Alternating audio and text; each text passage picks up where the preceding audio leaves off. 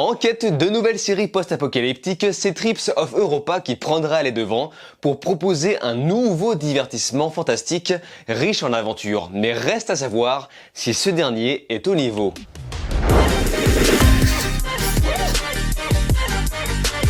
Salut à tous, c'est Vince, alias Amir Game, et aujourd'hui on se retrouve pour parler de la nouvelle production allemande Netflix, j'ai nommé Trips of Europa, série composée de 6 épisodes d'à peu près 40 minutes chacun. Les showrunners ont décidé de proposer un divertissement basé dans un futur plus proche qu'on ne l'imagine, donc à peu près 2070. On suivra un parcours divisé en 3 arcs différents de 3 frères et sœurs qui vont devoir survivre dans une Europe post-apocalyptique. En effet, suite à une mystérieuse coupure de courant, celle-ci se retrouve divisée en plusieurs tribus, retour à l'âge de pierre. Et tout ceci ne leur épargnerait pas les fameux conflits de guerre. Jusqu'à ce qu'un incident paranormal intervienne afin de mettre un bon coup de pied dans la fourmilière et inciter nos héros à sortir de leur zone de confort. Voilà, je pense que c'est une bonne façon de résumer brièvement. Je n'ai vu aucun trailer avant de commencer la série, mais j'avoue que le peu que je voyais, comme par exemple l'affiche, ça m'intriguait pas mal. Et même si je sais que le concept est complètement différent, j'ai quand même réussi à trouver un petit peu de Hunger Games dans l'ambiance. Alors pour certains ce sera du dark, pour d'autres une nouvelle version allemande des 100. Et l'attention, je précise, mais il va falloir faire pas mal d'efforts pour apprécier cette série et se focaliser, je pense, uniquement sur l'histoire. Me concernant, j'aime bien le concept de faire confronter une humanité déchirée en plusieurs tribus qui se détestent face à une véritable menace. Donc une menace qui pose un enjeu mondial. Ça j'avoue c'est pas mal, mais je tiens à poser un petit avertissement pour les gens qui apprécient vraiment cette série. Contrairement aux apparences, je ne vais pas descendre celle-ci, mais par contre je vais mettre le doigt sur certains éléments qui selon moi sont très largement améliorables. Et je peux vous dire qu'ils sont nombreux, mais je n'ai absolument aucun problème avec les gens qui apprécient Trips of Europa. Et je dis ça parce que je sais d'avance qu'il y en a déjà plein. Donc la première chose que je vais pointer, ce sont les personnages qui, pour moi, n'apportent peu, proposent peu de choses à se mettre sous la dent en matière de développement et de personnalité. J'ai eu trop de mal à m'identifier aux personnages. Même pas l'élu,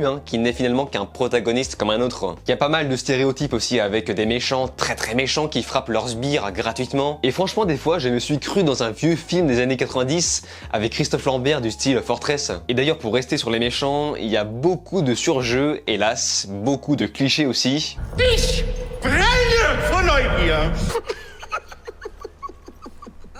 Au passage, parmi ces personnages, on retrouve Oliver Masuki, donc alias Ulrich de Dark. Ça fait plaisir, et d'ailleurs, pour moi, seul son personnage, donc Moïse, sort un petit peu du lot. Et j'ai envie de dire merci Oliver, enfin on sent qu'il se donne un peu. Je précise aussi que j'ai regardé la série en VO, mais j'ai testé un petit peu la VF, et franchement, c'est pas dégueu. Elle passe très bien, même si elle s'assoit un peu sur les différents systèmes de langue, qui de toute façon dans la VO ne sont pas très bien utilisés. Genre ça parle parfois allemand, anglais, de façon un peu aléatoire. Ça manque un tout petit peu de crédibilité sur ça, même si on sent qu'ils ont fait des efforts. Et même si l'univers peut paraître à première vue sexy, ou pas, ça dépendra pour qui. Le vrai problème, c'est que la série a beaucoup de mal à le vendre. Tu sens parfois les limites du budget visuellement. L'Ariel fait tout pour montrer le moins possible et suggérer l'univers, mais ça ce n'est pas un défaut par contre, c'est juste une façon de faire quand on est limité. Par contre, ça n'empêche que l'immersion en prend un coup, comme par exemple le fait que ça se passe en Europe, mais t'as l'impression que tout le monde habite à côté de tout le monde. Enfin, l'Europe c'est pas un pays, il suffit pas de faire un petit tour en voiture 3-4 heures pour passer d'un continent à un autre. Tu sens que Trips of Europa a tenté de matcher leur concept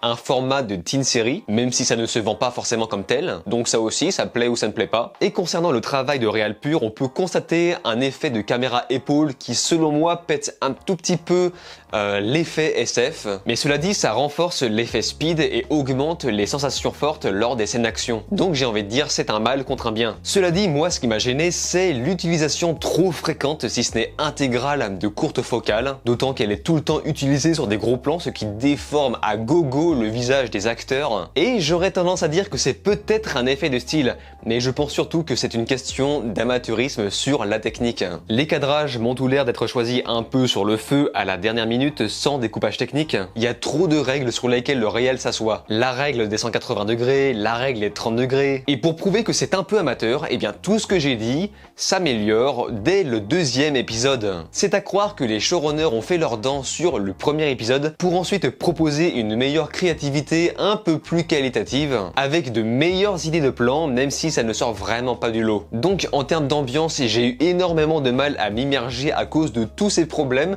sauf une scène en particulier, c'est le fameux passage avec les mecs efféminés qui obéissent à leur maîtresse.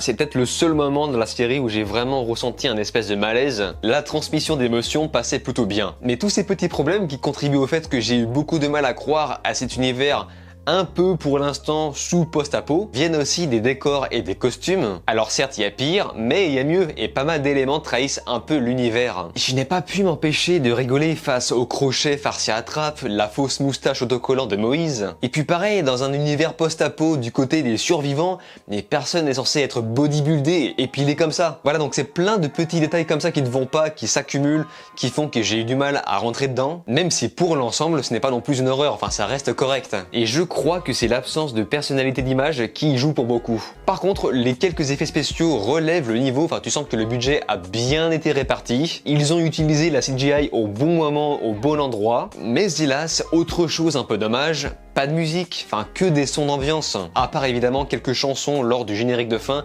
mais malheureusement ça ne compte pas pour beaucoup. Donc là clairement on est à 10 000 km d'une autre production allemande du type Dark, même si ça passe à peu près, et je pourrais très bien dire ce n'est que le début.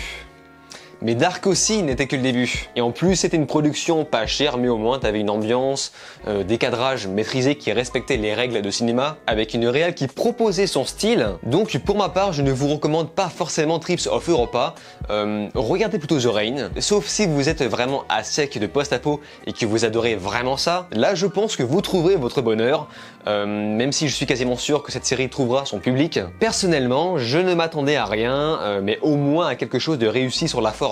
Tel au moins un bon projet étudiant, mais c'est plus compliqué que ça. Donc ça c'est juste mon avis, ça ne changera pas le vôtre, mais en revanche je suis vraiment très intéressé par ce que pensent les gens qui ont adoré. N'hésitez pas à argumenter, m'expliquer qu'est-ce qui vous a plu dans la série, et si d'autres personnes se reconnaissent dans ce que j'ai dit, n'hésitez pas également à m'en faire part dans les commentaires. Comme d'habitude, je lis et réponds à quasiment tout le monde. Sur ce, on se laisse ici, n'oubliez pas de vous abonner à ma chaîne YouTube, cliquez sur la cloche, likez, partagez et de regarder mes autres vidéos. Je vous dis alors ciao et à la prochaine.